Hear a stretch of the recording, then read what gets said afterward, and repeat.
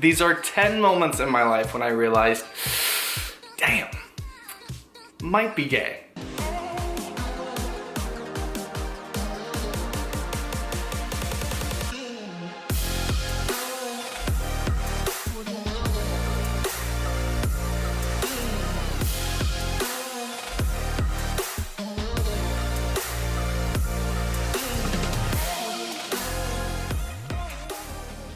What's up, cuties? Welcome back to another video. I hope you're having an amazing Monday so far. I hope your week is off to a great start. Before we get started, make sure to give this video a thumbs up because it helps the algorithm, and make sure you comment down below your favorite part. So if you haven't smashed the like button yet, go ahead, smash it right now. I'll wait. For today's video, we are doing 10 things that made me gay part 2. Now, I just want to preface this video with the fact that yes, you are born gay. There aren't things that suddenly make you gay, but these are 10 things in my life that I feel like are the closest thing to have the ability. These are all moments in my life where I realized I was gay or kind of helped me come into my own. So comment down below, let me know if you can relate to any of these.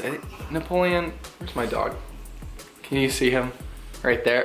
He just woke up this morning. We're getting some good filming done and he's a little restless, so I gotta take him out for a walk. Napoleon, I love my dad. My name's Napoleon. I wanna go for a walk. So make sure to comment down below, let me know if you relate to any of these. I did part 1 to this video, which I'll link a card to so you guys can go check out if you haven't seen already. But I hope you guys enjoy part 2. I just wanted to put a fun video out there for you guys to hopefully get a laugh, get a smile. And with that, we're just gonna get right into the video. So the first thing I have on this list, and this is something that affected me deeply to my core, and that is Brad Pitt's nudes. Are you okay? So this was back before I came out, and I remember at this point I had an internet app on my phone, so I didn't use the Safari app. I had a separate app called, I think, Google on my phone, so that way I could delete all my history, erase everything so no one saw what I was doing. And I saw online one day that Brad Pitt's nudes had been released. Now, Brad Pitt has always been a crush of mine. So, of course, I searched the internet to find them, and eventually I did. Now, when I saw these, I had so many feelings rush through my body. And when you're younger and you see stuff like this, especially men that are naked and you're trying to come into your own, you're trying to figure out what those feelings are. So at first for me, it was like, oh, well, I just admire him, or I wanna have a body like that. And eventually I just realized, honey, no, like, I want that. So this was big for me because it was the first time that I had seen a naked man that was actually somebody who I recognized and somebody who I kind of idolized in a way. So yeah, this is the first thing on the list and had a pretty big impact on me. And I will say, those photos were pretty hot. Following down this train right here, the second thing I have is the underwear aisle. Now, if you're gay, you automatically know what I'm talking about. Finding any excuse in any department store to go down the men's underwear aisle simply because you know on the label of every pair there's a hot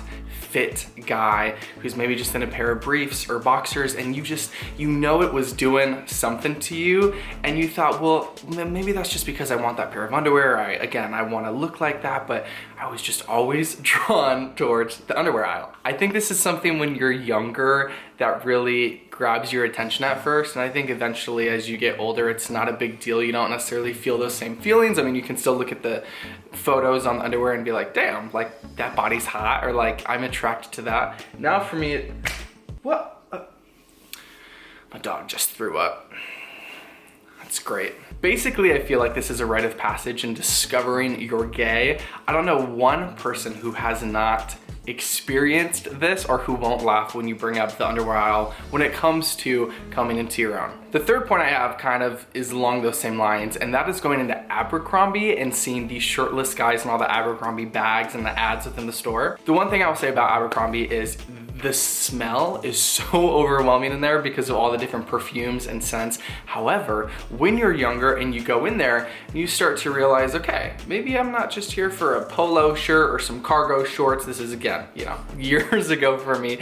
Maybe I'm here simply because all the ads have beautiful men, and it's kind of doing something to me. This is something growing up, especially in middle school, where I kind of realized, okay, I'm not really into the Victoria's Secret models or like those ads. I'm more into the Abercrombie ones. So straight guys, Victoria's Secret, Me, Abercrombie men. I think there's a difference here. Now the fourth thing I want to mention is maybe something very unique to me, but there is a gay musical artist. His name is Eli Lieb, and maybe a few months before I came out, he released a song, or I saw a song that he had written and done a music video for called Young Love. Now this was the first music video that I saw that was about young gay love, and it was basically about this guy falling for another guy, and it's like kind of their crazy night out. It's not like club kind of crazy, they're just with their friends and they have this mutual connection and it develops into something stronger, and I thought it was so beautiful. And I remember I actually came out a week or two after watching that music video just because it was so near and dear to my heart. So I think experiencing something like that on media and seeing other people that were living out feelings that I had was really big for me. So if you haven't seen it, it's called Young Love by Eli Lieb. Great song. Go check out the music video. Now the fifth thing that kind of helped me realize I was gay is watching Queer Eye. Now I'm not talking about this new Netflix Queer Eye, I'm talking about the original Queer Eye. And if you don't know there's an original Queer Eye, it's probably because you're too young. However, there were an original Fab Five. Now this is big for me because I remember watching this with my mom. My mom used to love the show, and this is when my family was still involved in church, and no one ever really talked about anything gay. This is one of the only things I had seen online or on television about other gay people, and we were watching and enjoying it. And that was really big for me to see and to have that representation even before I realized it was representation. This just goes to show again that having representation in media about who you are and having people like you out there is so huge, because even if you don't recognize it at first, it has a huge impact in your life, and sometimes you don't realize it then, but eventually you will. So thank you, Queer Eye. Now the sixth thing that definitely helped me realize I was gay, and I think every guy can relate to this, are the locker rooms. Now this starts when you're in middle school. You go into the locker rooms, your friends are in there, other guys, and suddenly people just start taking off their clothes. And it's kind of just like a wet dream in a sense, because you're like, whoa, this is real life, but also my fantasy, and this is kind of happening, and you're trying to discover these feelings that you're going through, and it's a lot to take in. But then you move to high school and you kind of start to understand those a little bit more, and then eventually after high school, or during high school and after, you go to just the gym, and people are taking off their clothes. And this is just, it's an experience, but also it's impossible to be gay and go to a gym locker room and not have certain feelings. So the seventh thing that really had a big impact on my life, which at this point I think I knew I was gay, but I watched this either right before coming out or right after coming out, and it's the movie The Normal Heart. The Normal Heart is an incredible movie on HBO that's based around the AIDS epidemic in the 80s, and this movie tugged at my heart so much. Even though it's a tragically sad movie, it's also a really beautiful movie in a lot of ways, and if you haven't seen it, I highly recommend. However, you most likely will cry. But again, this just comes down to representation and watching a movie where guys are experiencing and having feelings that you have, and experiencing a life in the way of their community and being out and open that I really wanted for myself. So that was a huge indicator to me that, okay, people are out there, they're living this life, even though this movie takes place years ago, and there's parts of the movies that are really sad and things I would never want to go through. There's also a lot of beautiful joy and love and happiness in the movie through these gay people and couples that I really wanted to experience. And it just kind of tugged at my heart and kind of drove me out of my comfort zone a little bit so that I could go and pursue those things, because I wanted that happiness. I wanted those gay friends. I wanted to be in a relationship like that and have that companionship. Now the eighth thing that really was like, okay, something's going on here. Again, rewinding it a little bit brings me back to Brad Pitt. Now this is for Fight Club. If you haven't seen Fight Club, how have you not seen it? I mean, look at Brad Pitt right here. He just looks incredible. This is the whole point, basically. I don't think I need to say anything else, just Brad Pitt in Fight Club.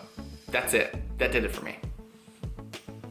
Come on, how could you disagree? Now, the ninth thing in my life that really was like, okay, something's going on here, is I had a huge crush on a model named Francisco Lewowski. Lewowski? Is that how you pronounce his last name? And this crush lasted years. Now again, I wasn't into the Victoria's Secret models. I mean, I think they're beautiful, but I had crushes on other guys and some of them were models, and Francisco especially was someone who just, he just made me feel a certain way. Now, when you have crushes like that, I think it's important to be in tune with those feelings and to really try and figure out why you have those. Francisco, to me, he was just adorable and cute and handsome, and I looked up to him and his career and everything he had going on, but this was a crush I had for years. So Francisco, thanks for helping me kind of step into my own as far as crushes and being okay with having those and being accepting. But yeah, comment down below a few people who you grew up with that you had major crushes on, because Francisco was definitely one of mine. Now, the final thing to conclude this video for 10 reasons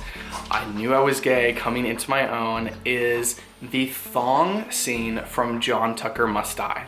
But yeah, John Tucker Must Die. I think everybody in the country together could agree that that scene just, it did something to him. So with that, that is today's video. I really hope you guys enjoyed it and took something away. Comment down below and let me know how many of these points you guys have related to. Give this video a thumbs up and I will do a part 3. These are super fun to make. They're just lighthearted and I hope they bring a smile to your face. If you guys are not subscribed already, be sure to subscribe to my channel. I post every Monday, Wednesday, and Friday. You can also check the bio for some cool links. I have some of my favorite books based on business and personal development, which changed my life. I have camera gear, other favorites, so be sure to go check out those links in the bio. With that, I love you guys. Be kind to one another.